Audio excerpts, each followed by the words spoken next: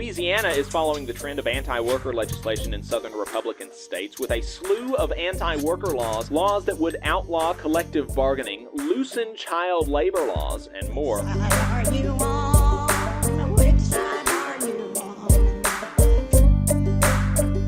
Let's jump right into what workers in the U.S. South and American colonies were up to from March the 15th to the 22nd. In new union campaigns, 3 workers at Midwest Air Traffic Control Service in Ashland, Missouri, filed a petition to hold a union election with the National Air Traffic Controllers Association, NATCA. 10 workers at Irving Materials in Somerset, Kentucky, filed a petition to hold a union election with the Teamsters Local 89. 17 workers at Starbucks in Springfield, Virginia, filed a petition to hold a union election with Starbucks Workers United. 5 workers at Wells Fargo in Bradenton, Florida, filed a petition to hold a union election with Wells Fargo's Workers United. 1330 workers at Berea College, which is a work college where you pay no tuition in exchange for working at the college, in Berea, Kentucky, filed a petition to hold a union election with the Communication Workers of America. 82 workers at Transdev Services in Houston, Texas, filed a petition to hold a union election with the Teamsters Local 988. In campaign updates, after only 100 days, 4,300 workers at Volkswagen in Chattanooga, Tennessee, filed a petition to hold a union election with the United Auto Workers after hitting a supermajority support for the union inside of the plant. In a first for a president, as far as I can tell, Biden congratulated workers at Volkswagen in Tennessee for filing the petition to hold that union election. Ballots in a union election at a St. Louis cannabis site will be counted, the NLRB announced, after the regional director rejected arguments from the employer that these workers were agricultural in nature and therefore not subject to the National Labor Relations Act, though a date for the counting of the ballots has not been set yet.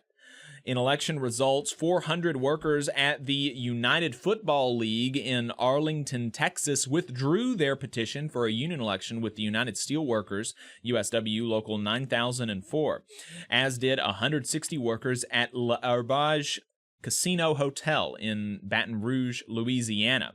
They withdrew their petition for a union election with the UAW. 226 workers at Ascension Seton Medical Center in Austin, Texas, voted in favor of unionization 120 to 5 with National Nurses United.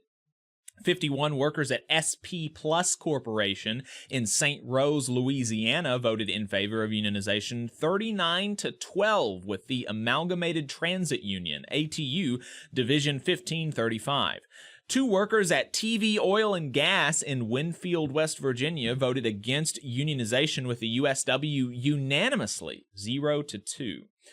In settlements, grievances, and unfair labor practices, Paragon Security Systems, located in Clarksburg, West Virginia, is paying out nearly $300,000 to its employees as the result of the settlement of an unfair labor practice charge. The charge alleged that the company refused to bargain in good faith and then subsequently lost their contract with the government to another company that had no accusations of violating labor law. Thus, to make the employees whole for the law-breaking of the company and the results of that lawbreaking, the company is compensating them for all lost wages, benefits, and all direct or foreseeable financial harms, again to the tune of $300,000.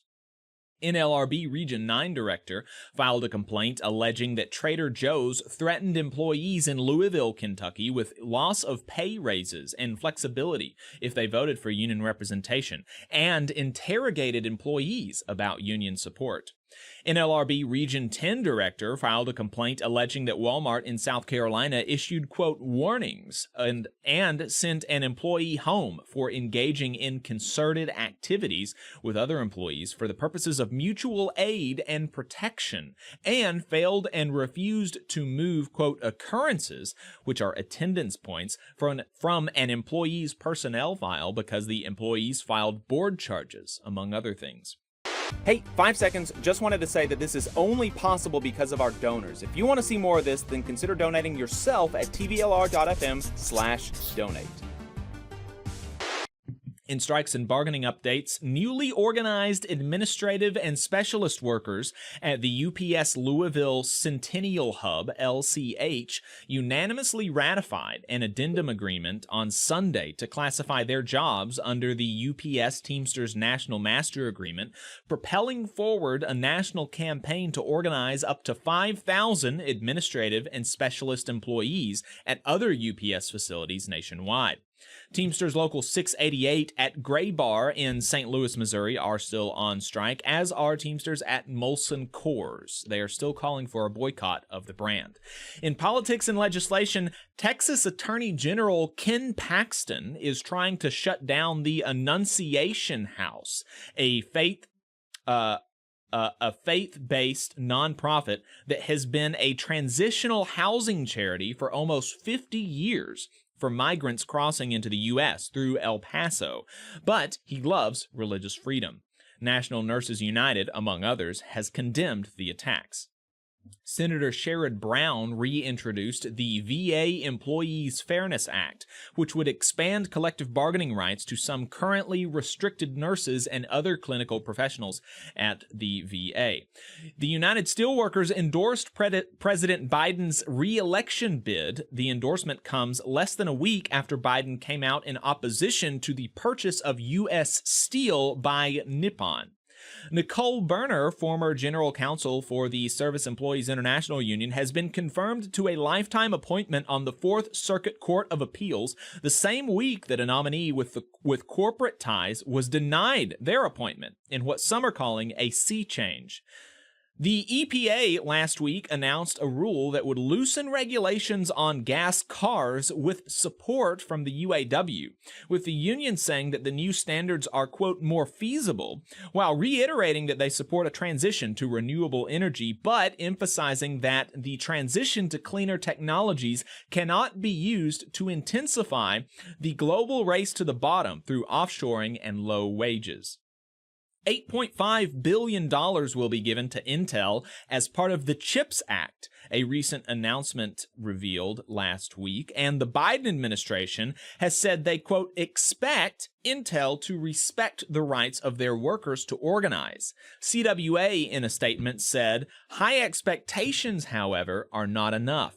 Working people deserve guarantees that public funds will support family-supporting jobs, not just boost corporate profits. They are arguing for Intel to sign a binding labor peace agreement. There's a lot of bad news coming out of Florida, especially with respect to their anti-union law passed last year.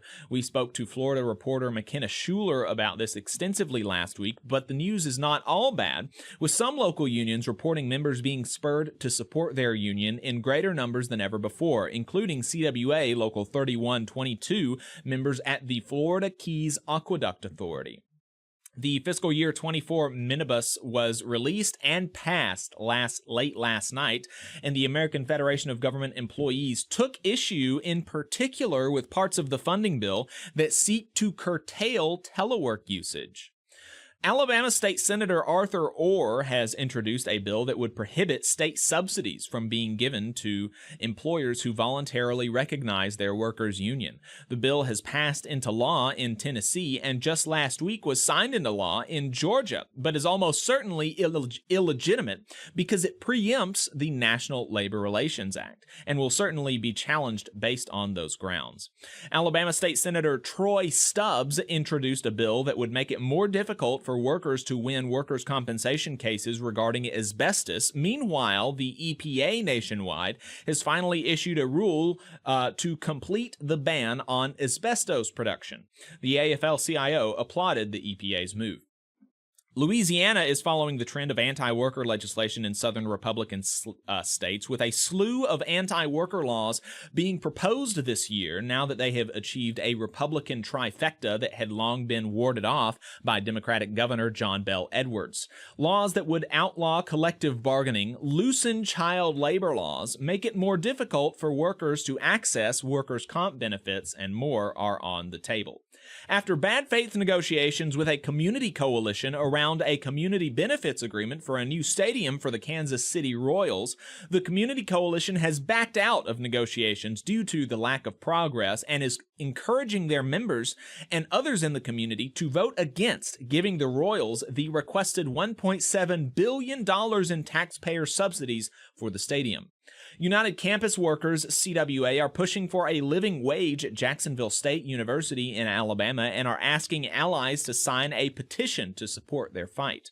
Republican Virginia Governor Youngkin vetoed a bill to mandate a minimum of 2-person crews for trains going through the state, based in part due ostensibly to competitive concerns with the trucking industry.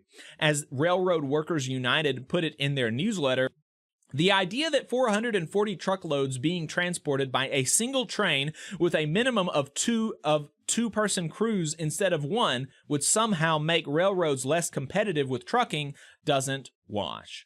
In Internal Union Affairs, analyzing new data from the Federal Reserve on people's personal finances in 2022, the Center for American Progress concluded that union members on average are $100,000 more wealthy than non-union members. The United Auto Workers met with a delegation of Mexican labor leaders representing independent unions from the auto industry to strengthen ties between the unions across the border. You just saw a clip from the Valley Labor Report. We are live every Saturday morning from 9:30 a.m. till 12:30 p.m. And we pride ourselves on keeping all of our content free to everybody so that we can talk to as many working folks as possible. If you support the work that we're doing, you think that it's important, you think that it's good, then consider making a monthly contribution to the project, and you can do that on our website, tvlr.fm.